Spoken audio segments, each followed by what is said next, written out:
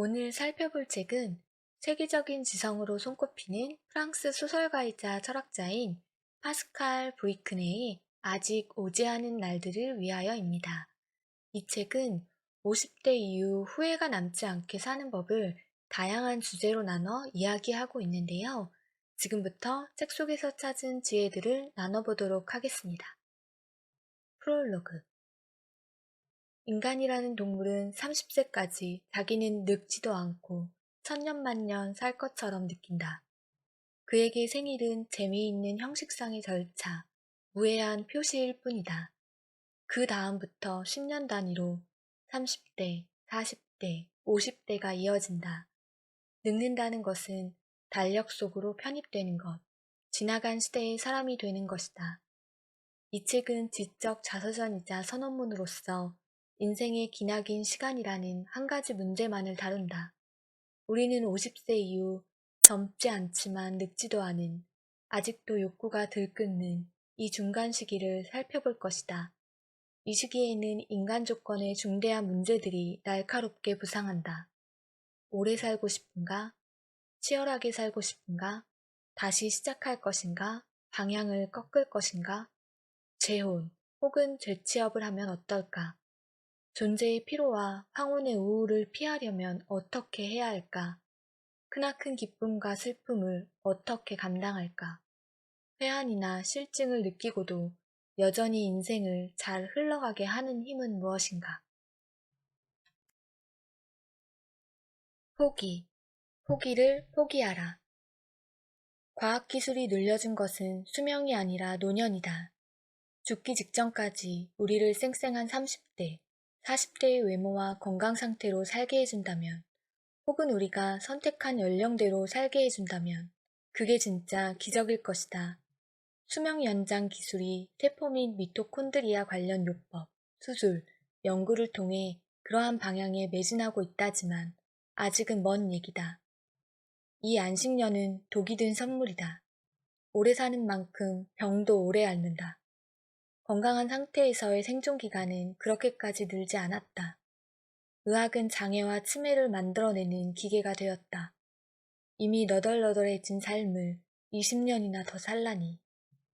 우리는 삶의 모든 순간에서 제일 마음에 드는 얼굴을 유지하거나 수술 한 번으로 뚝딱 되찾고 싶다.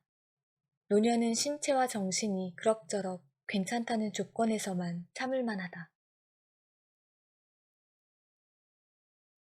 노년은 지상의 즐거움을 탐하는 자세에서 차츰 벗어나 명상과 연구에 몰두하고 지혜의 말씀으로 신탁을 전하며 저승길을 준비하는 시간처럼 이야기되곤 한다.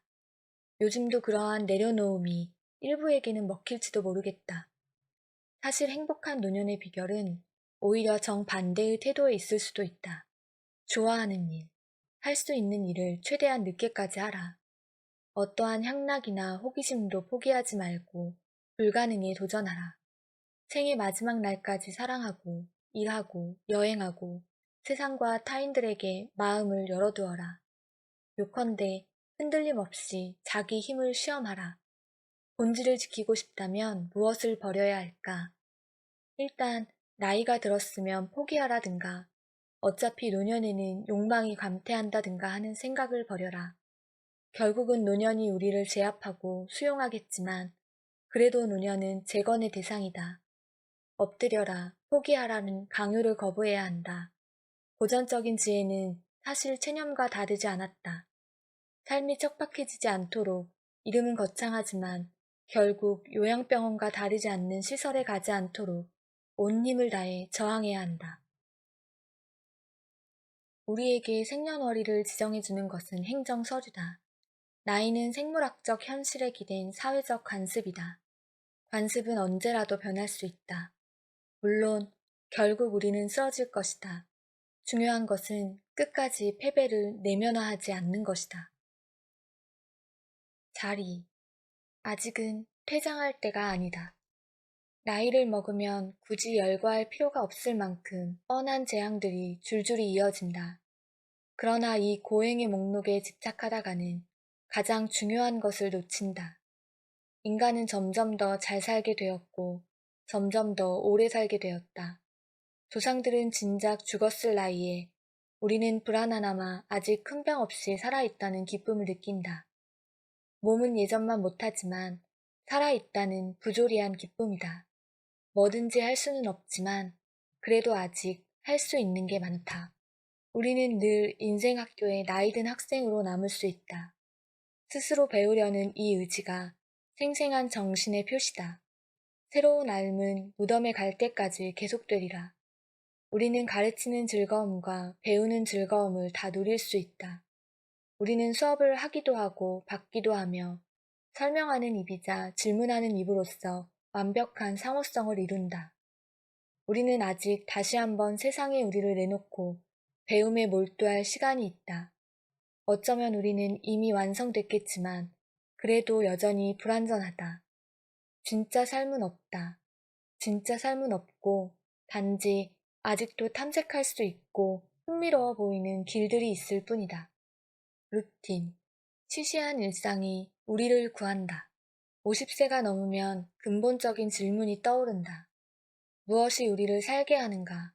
무엇이 아침마다 우리를 침대에서 일으켜 세상에 다시 매진하게 하는가? 20세 때는 힘껏 미래를 열고 싶다. 뭔가 놀랍고 대단한 일을 해내고 싶다.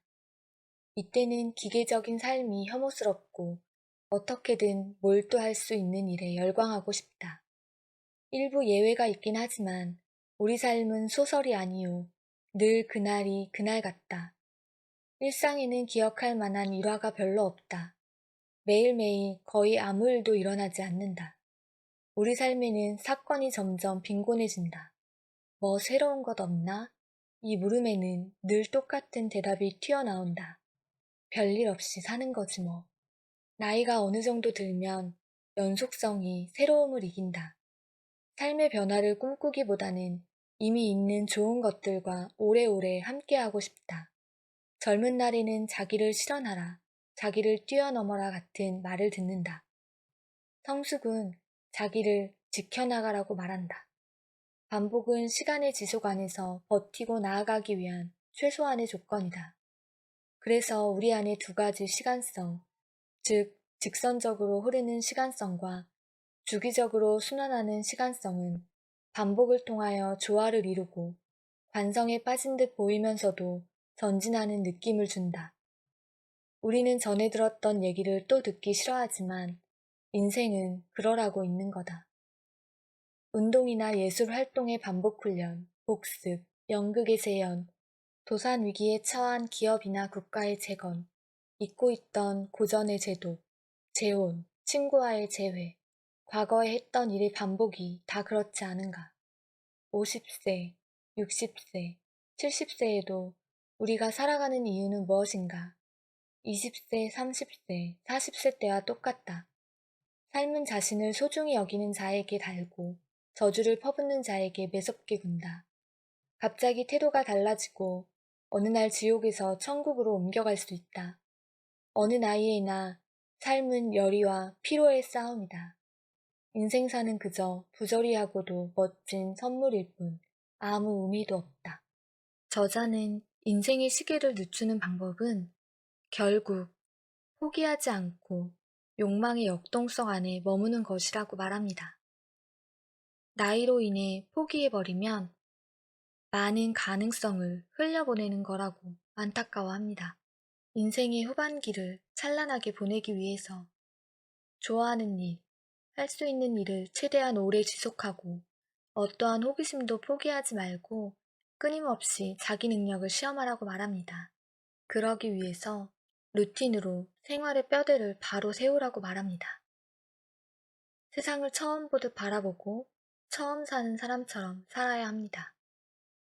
그리고 생을 언제라도 빼앗길 수 있는 죄아처럼 여기고 지금 당장을 누리라고 말합니다. 욕망은 우리의 영혼과 마음을 젊게 하고 끊임없이 우리를 다시 태어나게 하므로 욕망의 끈을 놓지 말라고 말합니다. 하지만 헛된 희망에 흔들리지 말고 원하는 것을 원하고 할 수 있는 것을 해내라고 이야기합니다. 자기 역할을 하고 자기 이야기를 하고 자기 방식대로 세상에 반응하며 살아가라고 합니다.